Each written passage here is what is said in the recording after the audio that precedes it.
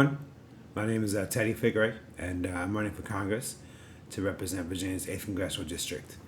So I'm just taking this moment to share some thoughts that I've been reflecting on for the past couple of weeks.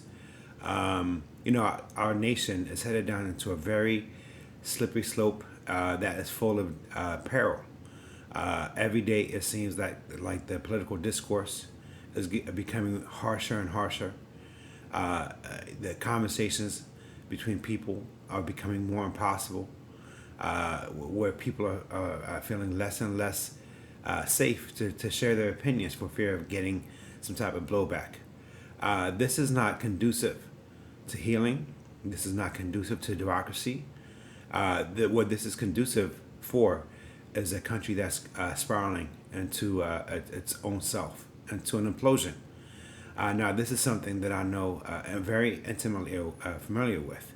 The reason that my family and I came to America from Ethiopia in 1983 was because there was a conflagration that took place in Ethiopia. In fact, it started the year that I was born in 1974, where up until that year, there was a lot of political strife, social inequalities.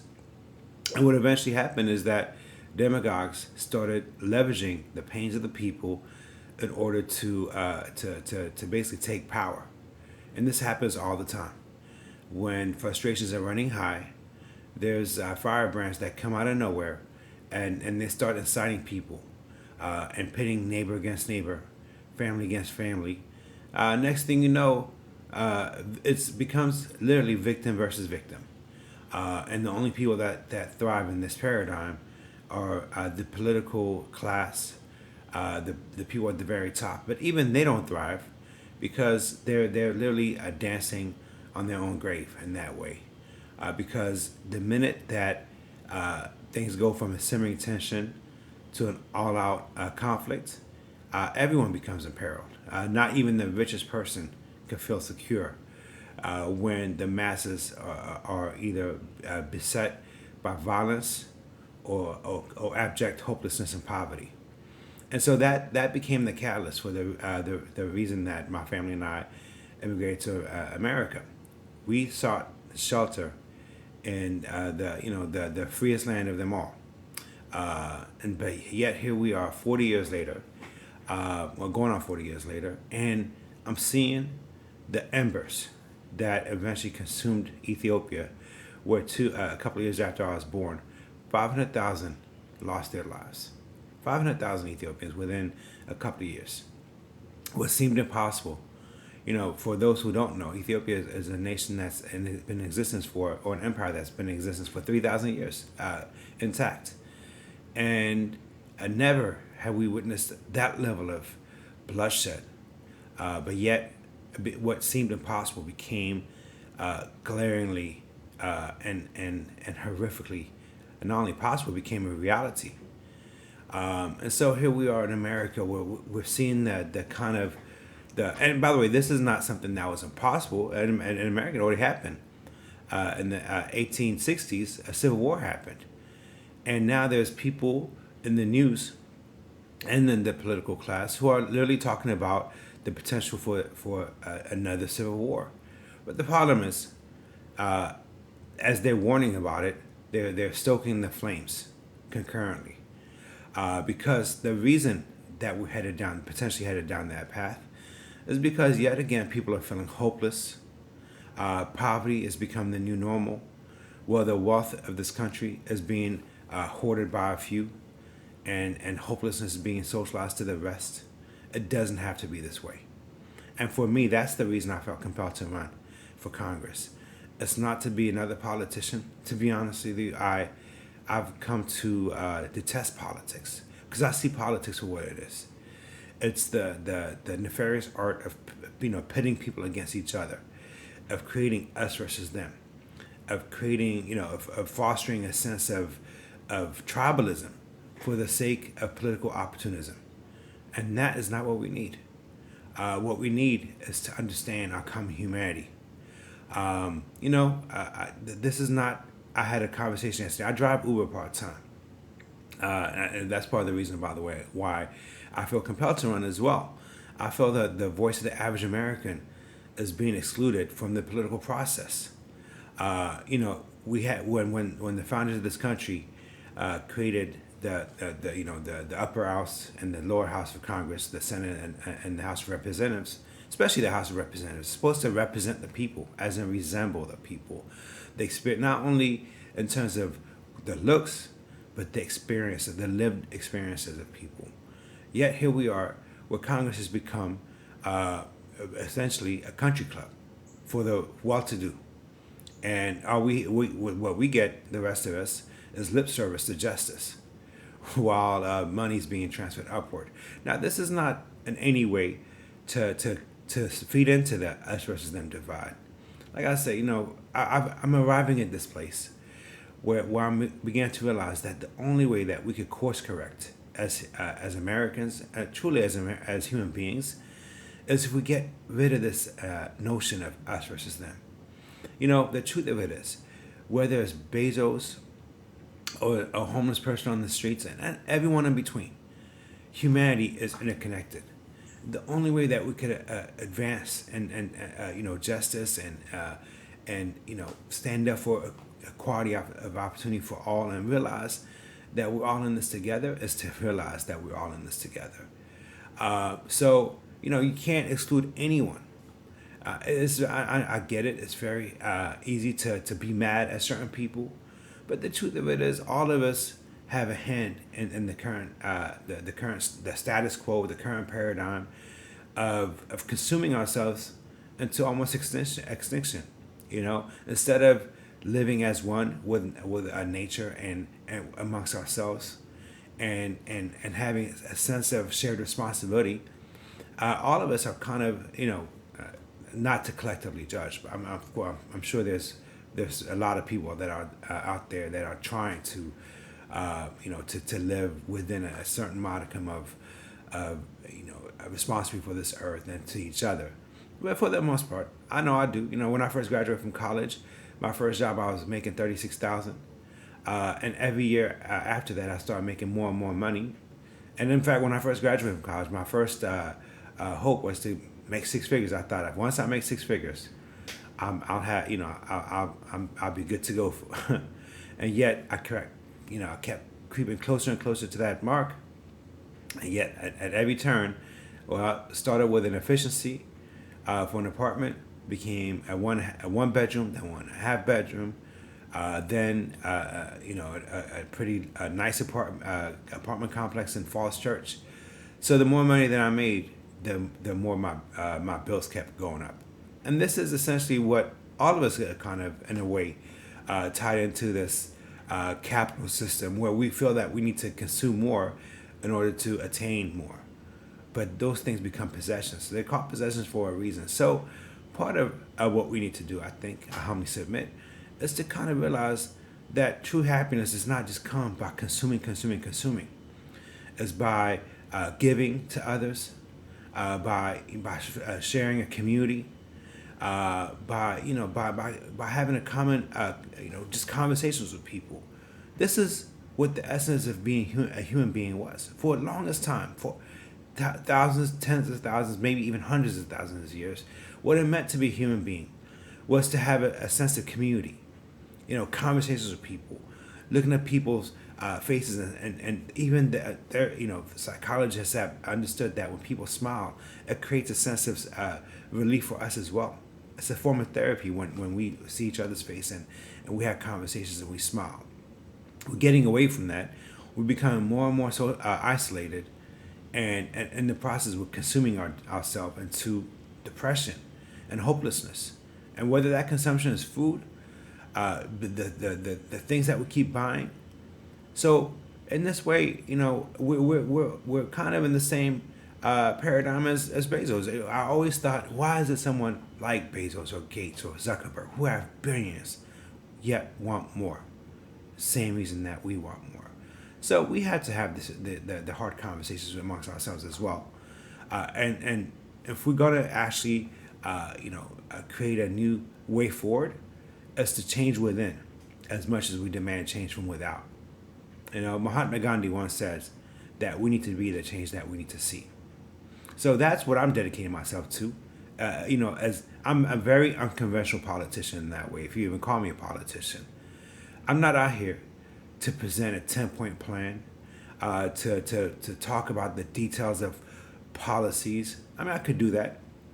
Uh, Talk, these latest proposals. I have ideas as well. But really, what I want to do as part of my political campaign, and if I'm, if the voters of the 8th Congressional District here in Alexandria, Arlington, and South Fairfax, Parsons Falls Church, if they entrust me to represent them, is to actually represent them. I'm not here to be a political savior, to pretend like I know it all.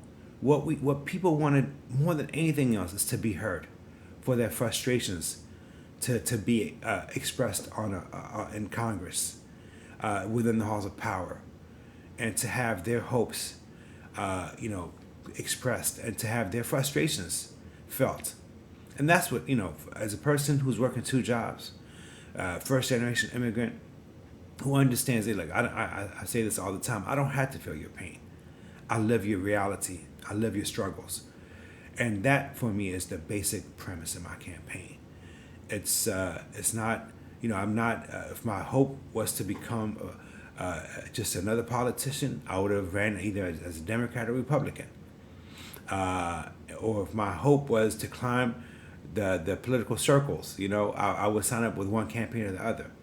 What I'm trying is something altogether different. That's why I'm running as independent, not taking a penny from corporations. I believe that the time has come where a truly and authentically organic campaign that is powered by the people, which is of the people, and stands for the people, will be able to take off and match the tens of millions of dollars, and in some cases hundreds of millions of dollars that are being flooded into these political campaigns. And so what I'm going to make a promise to do is I'm not going to go into a negative attacking spree. I'm not going to, delve into us versus them. I'm going to maintain it strictly positive, where I can make a distinction without vilifying anyone. In a lot of ways, the staff, if you call us a staff, the campaign team that I've assembled, it represents exactly what my hopes are. It's this idea that we could talk to each other beyond the political divides. In my campaign, we have someone who's an ardent Bernie supporter and someone who's an ardent Trump supporter. We have someone who's of deep faith and someone who's an atheist. We run the gambit in terms of race and ethnicity. But yet we have one thing in common. It's this idea that we're tired of the coarseness of our public discourse, of this us versus them, the demonizing, the vilifying, that we want a new path forward. And sadly, going back and forth between Democrats and Republicans and expecting change, I'm not going to say it's insanity, because I don't want to go into attack, vilifying people or criticizing people who do believe that. I was there not too long ago. But I think we just need an alternative. And I think that there's a lot of people out there, whether they're independents, Democrats, Republicans, who yearn for something different. But sadly, there is no alternative. All too often, we're just presented a Democrat or Republican and choose between one, the lesser of evils. But I humbly submit to you that there is another way. And that's to declare to support someone and vote for someone who's neither, and who wants to actually approach politics in a way that is not political at all. Is to strive for our common humanity, is to bridge the divides, get away from the us versus them thinking, and let love, not anger. Martin Luther King a long time ago said, anger cannot drive out anger. Darkness cannot drive out darkness. Only love could do that. And that is kind of apropos. My last name Fikre, and Amharic, it means my love. So, in fact, when I first thought about running for Congress, the unofficial name for the campaign, I guess if you want to call it that, was My Love for Virginia. Love, love is the only a way forward. It's the energy that's redemptive, because frustration, anger, bitterness, these things are literally chains, invisible chains at the feet, invisible chains on the arms that keep us in bondage. It's the biggest form of disempowerment. And that's what our political process depends on. It's to incite emotions, to imbue senses of anger and blaming the other. But at the end of the day, people who are just like in Ethiopia, when people feel the country that I was born into, that I love, that I end up leaving because of what ended up happening, where people's frustrations were leveraged by demagogues in order to incite anger and eventually bloodshed. People who support someone, a politician that you might not like, at the end of the day, they have a lot more in common with you than you think. I know this from firsthand experience. When I was homeless for 2 years in 2015, which, by the way, that is not a sense of shame for me. In a lot of ways, I learned a lot more during 2 years of homelessness than I did at 4 years at Johns Hopkins when I was pursuing my MBA.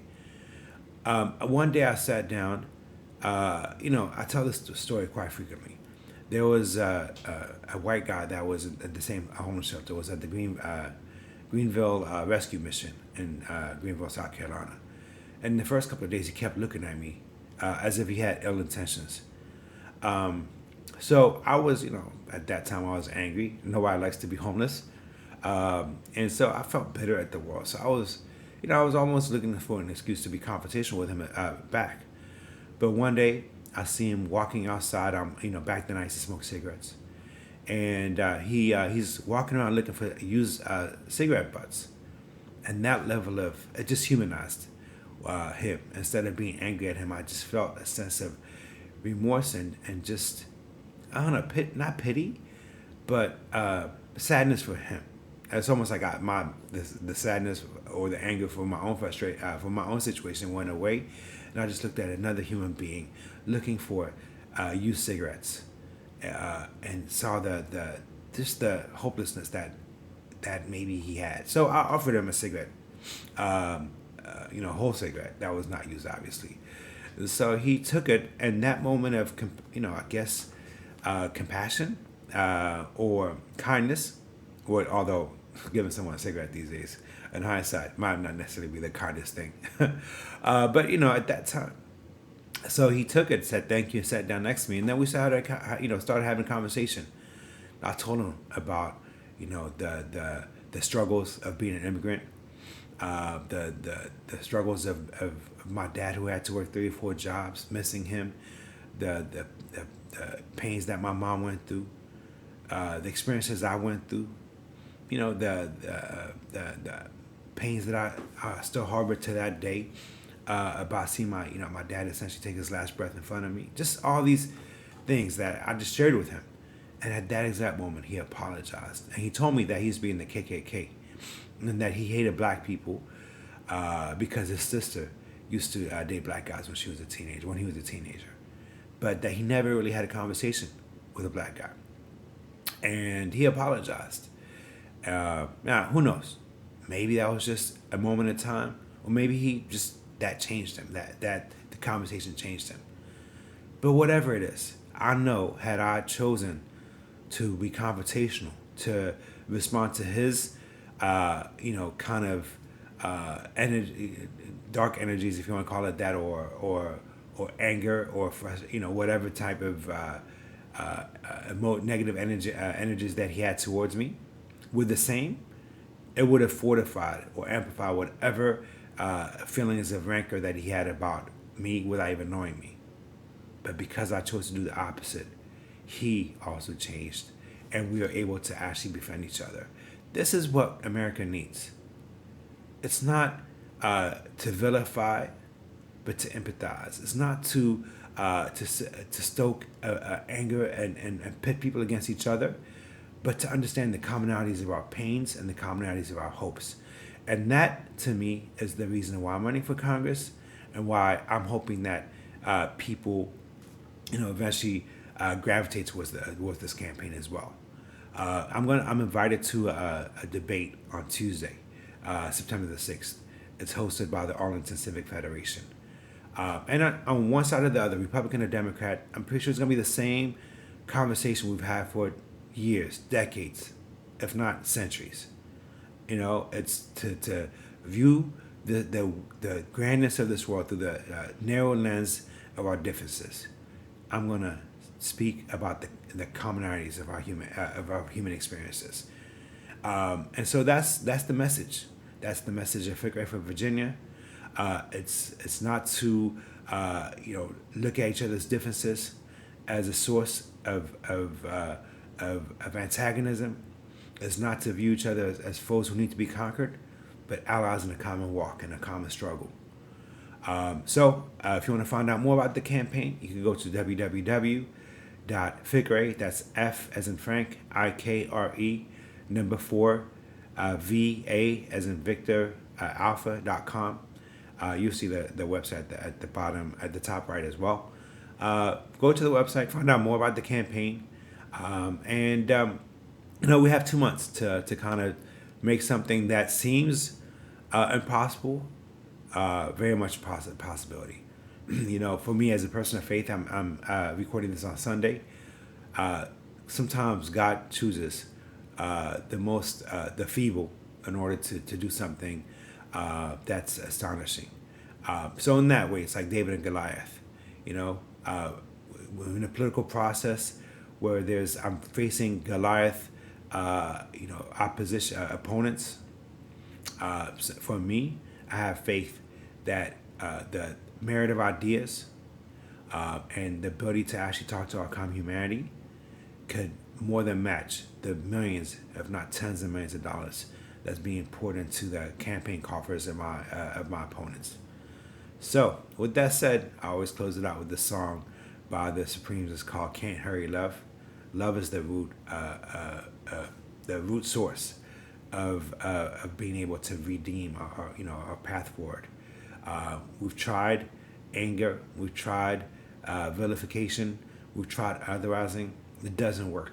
We've tried it for maybe even since the inception of humanity, where we've seen each other as foes. Let's try love instead, because I think love is the only way that we could actually make a U-turn and bend the long arc of history towards justice.